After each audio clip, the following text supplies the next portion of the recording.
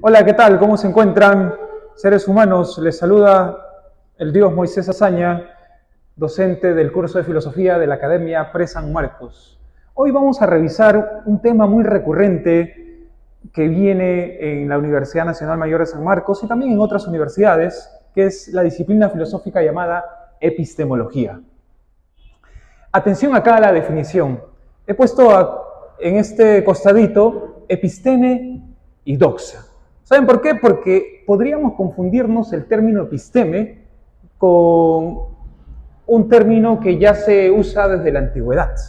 Hay que recordar que los términos en general son palabras polisémicas, es decir, pueden tener más de un sentido. Episteme aquí estoy colocándolo como el significado que se ha dado en la antigüedad. ¿Qué es lo que quería decir antes de señalar la definición de epistemología? Es conocimiento. Conocimiento verdadero. ¿Sí? Esto lo van a utilizar principalmente Parménides, Platón, en oposición a la doxa, que vendría a ser la opinión. ¿Sí? Es decir, episteme al principio va a significar conocimiento verdadero, mas no ciencia. Sin embargo, en la modernidad, episteme va a ser llamado el saber por excelencia. Y el saber por excelencia, ¿cuál es en la modernidad? Es la ciencia.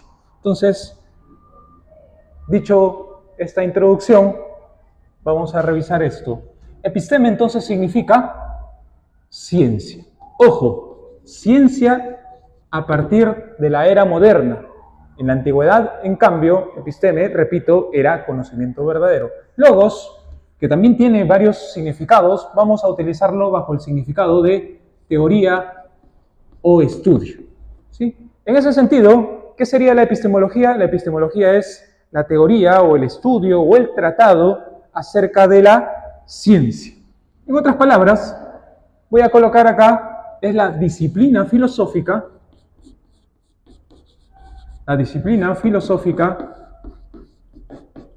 que se encarga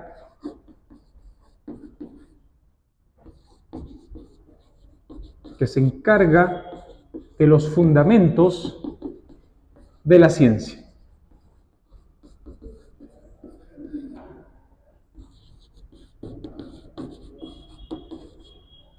Bien, hasta acá tenemos la definición. Ahora, me gustaría hacer un hincapié en esto, porque es algo muy recurrente. Los chicos suelen equivocarse bastante en esto, en confundir ciencia con epistemología. Por eso he colocado acá, ¿son lo mismo ciencia y epistemología? Y si no son lo mismo, ¿cuál es la diferencia? Cuando hablamos de ciencia, estamos hablando del conjunto de conocimientos ordenados sistemáticamente que tratan acerca de una parte del universo.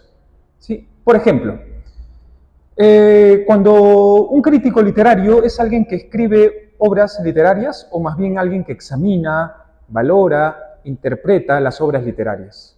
Por un lado tenemos al crítico literario y por otro lado tenemos al escritor, dramaturgo, poeta. Supongamos el crítico literario Antonio Cornejo Polar va a evaluar las obras literarias. De esa misma manera, el crítico literario es alguien que va a permitir evaluar, así como el epistemólogo. El epistemólogo va también a determinar qué es lo recurrente dentro de la ciencia. Cada vez que nos vamos a referir al conocimiento científico, pues debe tener ciertas características. Por ejemplo, el conocimiento científico tiene la característica de la objetividad. Debe ser fundamentado. Es regional, metódico y racional. Vamos a empezar por acá. ¿Qué es la objetividad? Cuando hablamos de objetividad nos referimos al objeto, describir al objeto tal y cual como es. ¿Sí? Entonces, vamos a colocar acá descripción del objeto tal y como es. Augusto Salazar Bondy, el filósofo peruano, tiene una frase muy bella, ¿no? Muy poética: dejar hablar a las cosas mismas. Es decir, donde el sujeto se queda en silencio para percibir las cualidades exactas del propio objeto. Para esto tengo un ejemplo sacado de Galileo Galilei. Yo me imagino a Galileo Galilei enamorado de la luna, ¿no? La luna, tema de romanticismo, del amor. Galileo Galilei en el siglo XVII, al principio del siglo XVII, pues se quedaba contemplando, observando la luna y creía que la luna pues era una esfera perfecta, una esfera con radio equidistante. Fue el año de 1609 cuando él consiguió, por su amor a la ciencia y diríamos también por su amor a la luna, construir el primer telescopio. Este le va a posibilitar acercarse a la luna. Ya que no podía percibir con sus propios ojos, va a llegar a la luna de forma indirecta. Y cuando llega a la luna, él se va a sentir un tanto mal, triste, porque la luna que consideraba perfecta, totalmente redonda, esférica, no la va a encontrar de esa manera.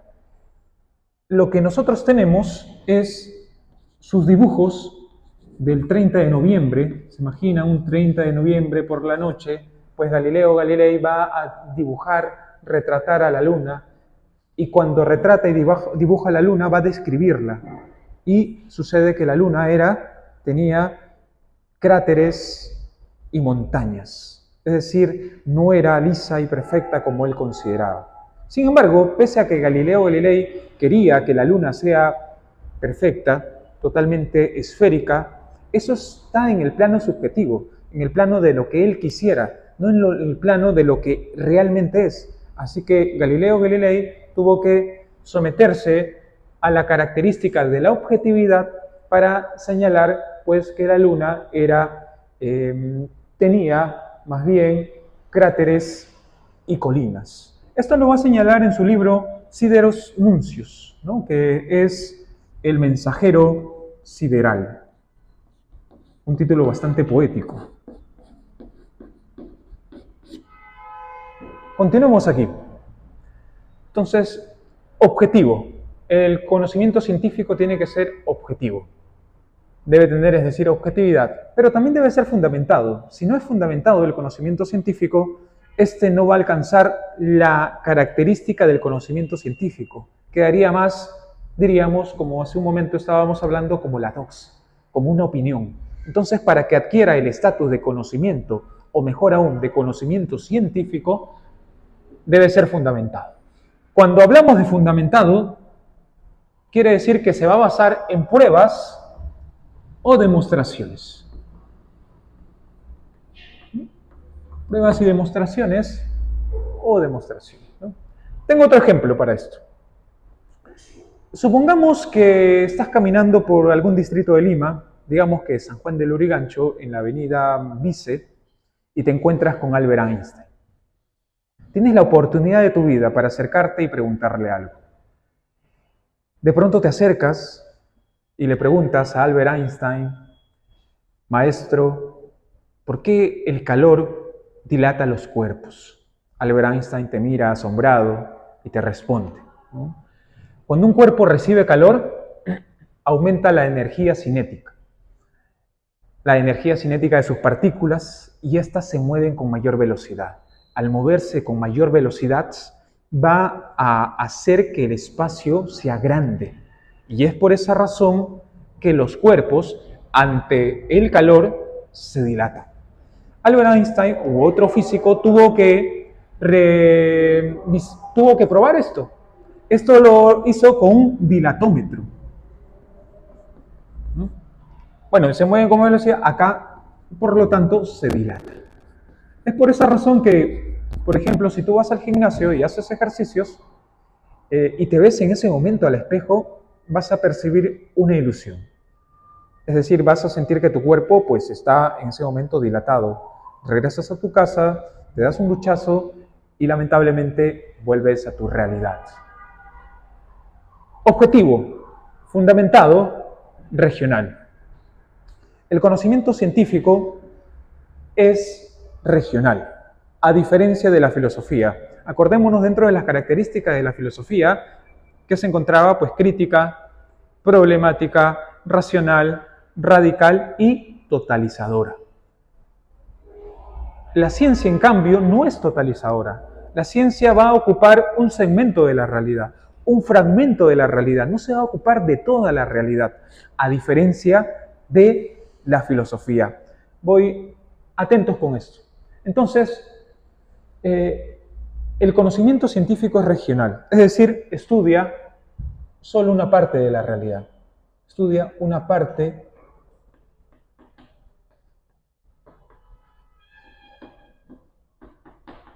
de la realidad.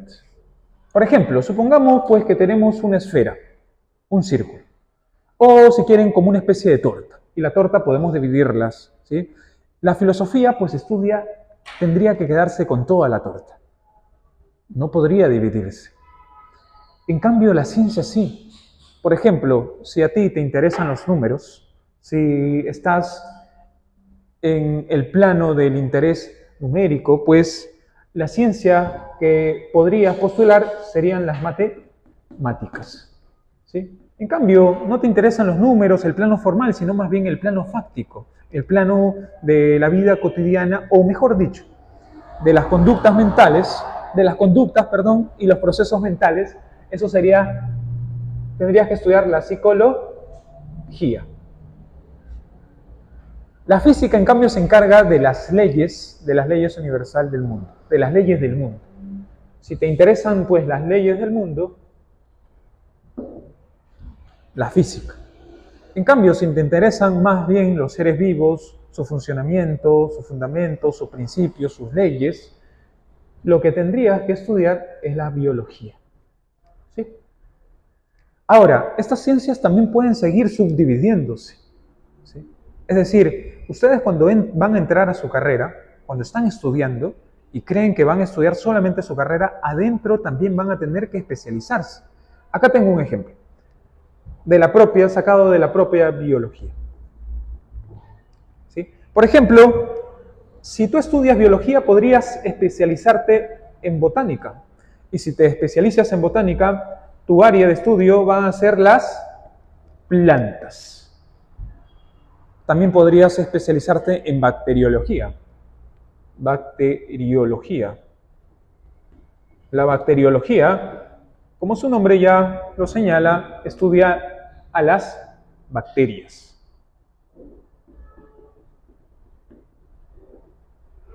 La histología estudia tejidos. Los tejidos justamente de las plantas, tejidos moleculares de las plantas y de los animales, ¿sí? Vamos a colocar acá tejidos, de las plantas y los animales. Y justamente hablando de los animales, en biología incluso podemos especializarnos y nos gustan los animales, pero no queremos ser veterinarios, ¿sí? No tenemos que ir más bien al campo de las ciencias puras para obtener el conocimiento, podemos estudiar zoología. La zoología estudia a los animales. Y tú dirás, pues acá he terminado. Pues no, una vez que te especialices, puedes seguir especializándote. Por ejemplo, dentro de zoología podrías estudiar ictiología. Y la ictiología es el estudio de los peces. Y así sucesivamente. Es decir, que quede claro que la ciencia estudia solo una parte de la realidad. En cambio, la filosofía, la totalidad. Tengo otro ejemplo para esto que sería en el plano de la antropología. La filosofía se ocupa acerca del hombre. Se preguntará acerca del bien del hombre o cómo es el hombre peruano, cómo es el hombre latinoamericano. No, la filosofía más bien está buscando qué es el hombre en su sentido universal. En cambio, hay una ciencia que se llama antropología, ¿sí? A diferencia de la filosofía en el campo de la antropología, que es la antropología filosófica, que busca más bien la esencia o el ser del hombre, la antropología va reduce y se va a un campo, a una parte de la realidad para estudiarla.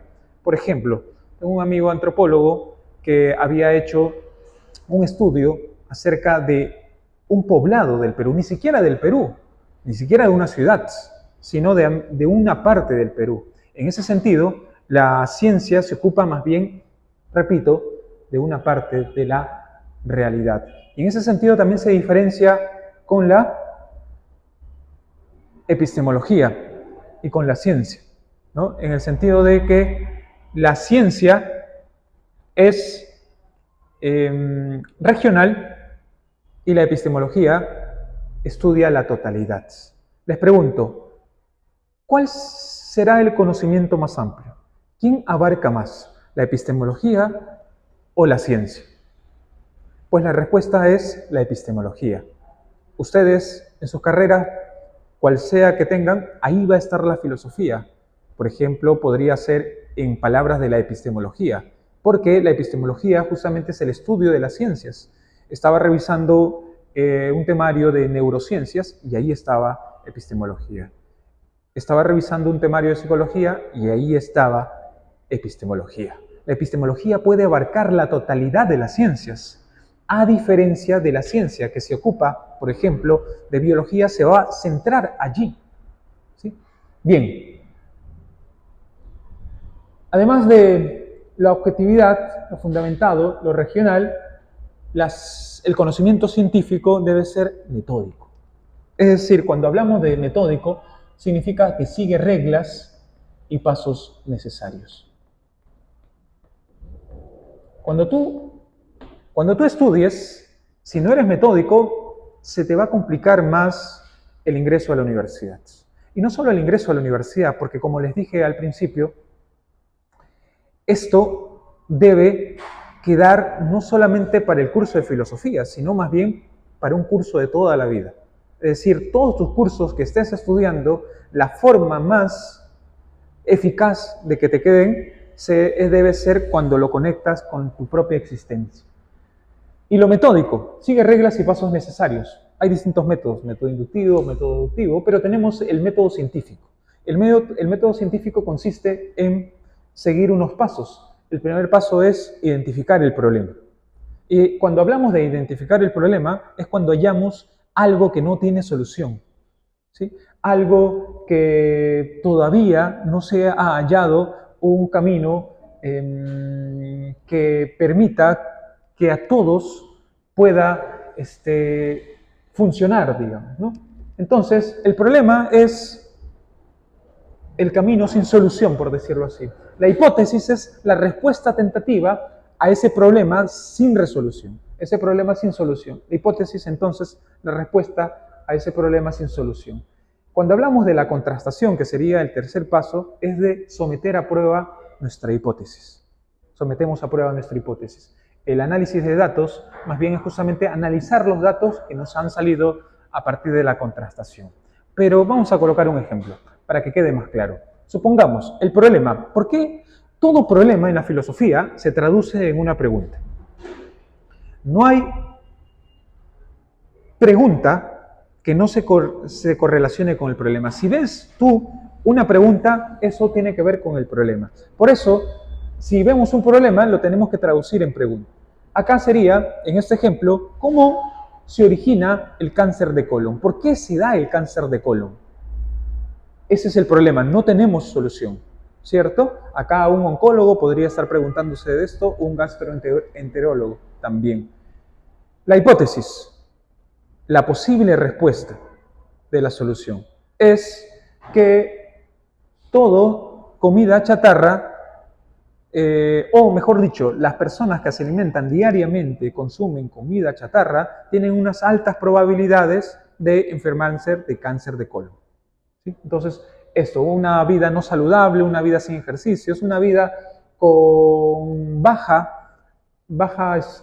consumo de fibras y alto consumo de grasa, pues va a repercutir en el cáncer de colon. Esa es la hipótesis, no está nada seguro todavía. La contrastación sería justamente someter a prueba. Supongamos, vamos a reunir un grupo de 100 personas. Vamos a llamar para 100 personas se acerquen a nuestro estudio, y en este estudio vamos a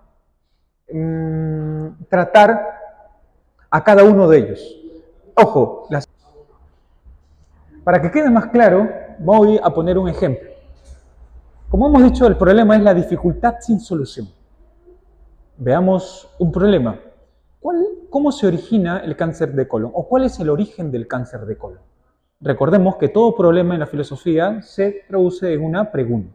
Hipótesis, como ya hemos dicho, es la respuesta tentativa al problema.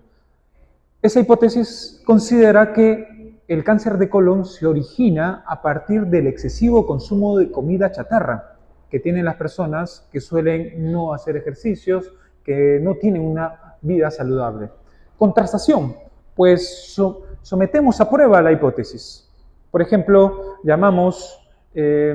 convocamos a todas las personas que se paran comiendo comida chatarra como pollo broster, KFC, frituras, mucha grasa, poca fibra. Las convocamos, vienen ellos y claro, como va a ser una investigación, puede durar esto unos años.